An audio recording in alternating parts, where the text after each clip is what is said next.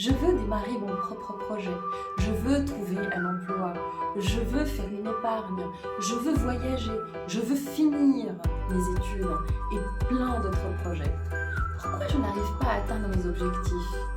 Pourquoi, malgré toute la bonne volonté du monde, je n'arrive pas à concrétiser ces beaux projets dont je rêve depuis un moment?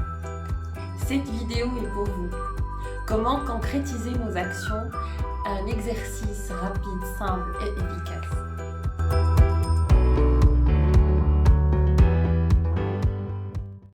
Bonjour, je suis Sophia, votre coach de vie, coach business et formatrice en développement personnel. Je vous souhaite un très bon Ramadan, plein de paix, de sérénité, de gratitude et d'amour.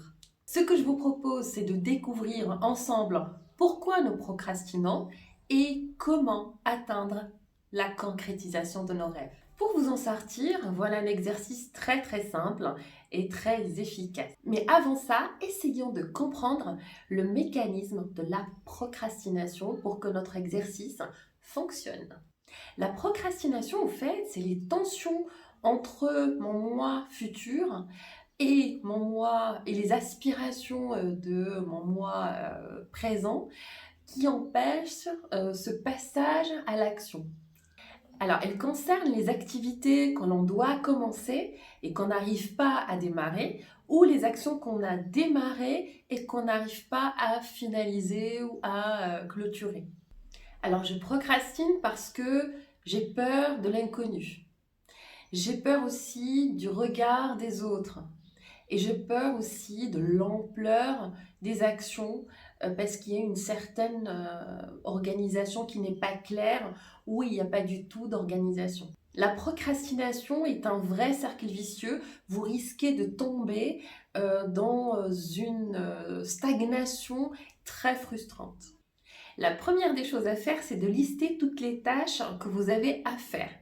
Alors, ça vous permettra d'y voir plus clair et ça vous permettra aussi de vous organiser et d'éliminer un certain stress dans l'accomplissement de ces tâches-là. Sur cette liste, vous notez toutes les tâches que vous avez à effectuer à court terme et vous notez que c'est à court terme, par exemple dans la semaine, et à long terme, par exemple dans le mois ou dans l'année. Lorsque vous avez une nouvelle tâche qui se rajoute, notez-la effectivement dans cette liste-là. Et quand vous avez une tâche qui se termine, que vous avez déjà effectuée, n'éliminez pas cette ligne-là, au contraire, mettez tout simplement un OK devant la tâche ou un émoticône positif, comme par exemple un sourire. Ça vous permettra tout simplement de voir toutes les tâches que vous avez effectuées, d'accord, et de ne pas se dire tout simplement voilà ce qui me reste à faire, ce qui peut engendrer un stress. Notez les tâches de manière positive. Effectivement, au lieu d'écrire par exemple ne pas oublier de passer à la banque, notez tout simplement rappel passer à la banque. C'est très important de positiver et de jouer au positif avec notre inconscient. Démarrez par des petites tâches qui vous procurent du plaisir. C'est à vous de choisir dans la liste.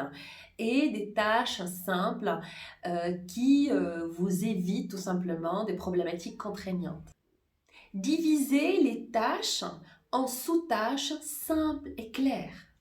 Faites-vous plaisir après chaque tâche fatigante.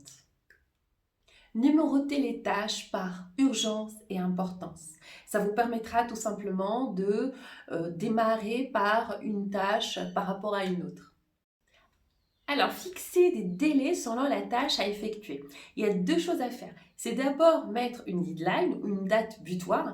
La deuxième des choses, c'est de mettre le timing. Ça prendra combien de temps? Ça me prendra 1 heure, 2 heures, 2 jours, 1 semaine. Et là, ça permet qu'une tâche ne déborde pas sur une deuxième. Et ça permet aussi de gérer mieux notre stress parce que quand on a plusieurs tâches qui ne sont pas timées, ça va générer du stress négatif parce qu'on a l'impression qu'on est débordé. Concentrez-vous sur un projet, une action, une tâche à la fois pour ne pas tout abandonner et tout lâcher parce que vous êtes débordé. Arrêtez-vous quand vous êtes fatigué, arrêtez-vous, prenez une pause. Si les actions ont été, si vous avez beaucoup d'actions, prenez, faites un voyage, prenez des vacances, prenez un petit congé. Il faut souffler quand on est fatigué parce que quand on est trop fatigué, on risque tout simplement de décourager et de tout lâcher. Simplifiez les tâches, faites à petite dose et allez pas par pas pour concrétiser les actions. Au lieu de regarder les tâches qui vous restent à faire, regardez plutôt les tâches accomplies et gratifiez-vous. C'est très important. Le perfectionnisme est l'ennemi de l'efficacité, contrairement à ce qu'on peut croire. Parce que le perfectionnisme va bloquer le passage à l'action. À chaque fois, je vais attendre que tout soit à la perfection avant de démarrer une action, un projet ou tout simplement une tâche à faire. Je vous donne un exemple bête, simple. Alors, je ne démarre pas mon projet parce qu'il me manque le ruban bleu pour le packaging. Regardez les autres, mais évitez de se comparer aux autres. Quand on regarde les autres, par exemple d'autres projets, c'est pour effectivement qu'ils nous inspirent. Mais évitez la comparaison parce qu'on n'a pas la même cible que les autres, on n'a pas la même personnalité que les autres et on n'a pas la même vision que les autres.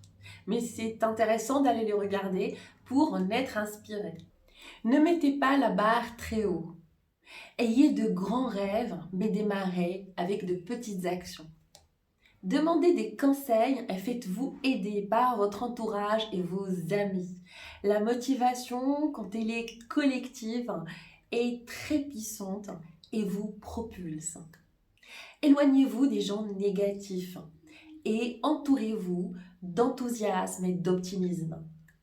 Et pour finir, pour les gens éveillés, sachez que l'inconscient est prêt à déployer ses ailes, à tout faire pour vous sortir par exemple d'une maladie, d'une grande fatigue, s'il voit dans vos actions, dans vos projets, quelque chose qui lui permet d'avoir du plaisir ou lui permet d'éviter une douleur.